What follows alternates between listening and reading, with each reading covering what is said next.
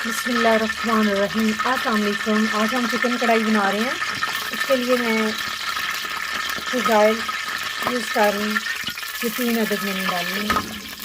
अपने चॉइस के हिसाब से भी डाल सकते हैं। अगर ज़्यादा कुकिंग ऑयल पसंद करते हैं ज़्यादा डाल लें, कम पसंद करते हैं कम डालें। अब मैंने ये मेरे पास लहसुन छिला हुआ है, ये एक वो जो होती है उसकी बनी हुई, आप वो छील सकते हैं, फिर आप डाल लें। ये मैं इसी तरह ऐड करूँगी।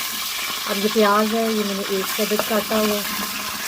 अब मैं इसको 5 से 10 मिनट तक भूनूंगी इसी तरह। और ये लहसुन इसी तरह बीच में गल जाएगा और पीस जाएगा। अगर आप पीस के डालना चाहते हैं लहसुन तो पीस के बेशक डाल लें। अब मैं इसे 5 से 10 मिनट तक इसी तरह भूनूंगी।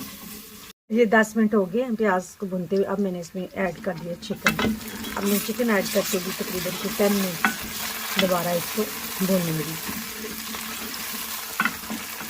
ले जी 10 मिनट तक भून लिया, देखते हैं आप प्याज वगैरह भी और ये चिकन भी भुन हो गया।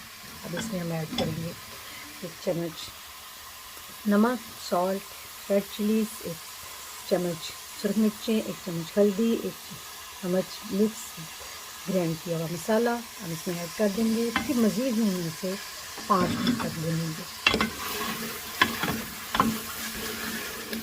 ये जनाब 10 मिनट हमने और भून लिया इसको, फ्राई किया। अब देखिए कुछ शक्ल इस तरह की बन गई है। अब हम इसमें ऐड करेंगे लास्ट में ये टमाटर हैं 2 अदद मैंने कद्दूकश किए हुए हैं, ये अदरक, जिंजर जितना आप पसंद करें। अब मैं इसमें भी ऐड कर दूँगी। मज़ीद में इसे 10 मिनट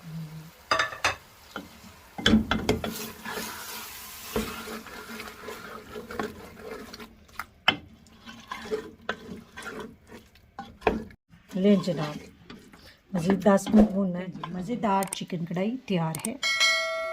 एंजॉय करें।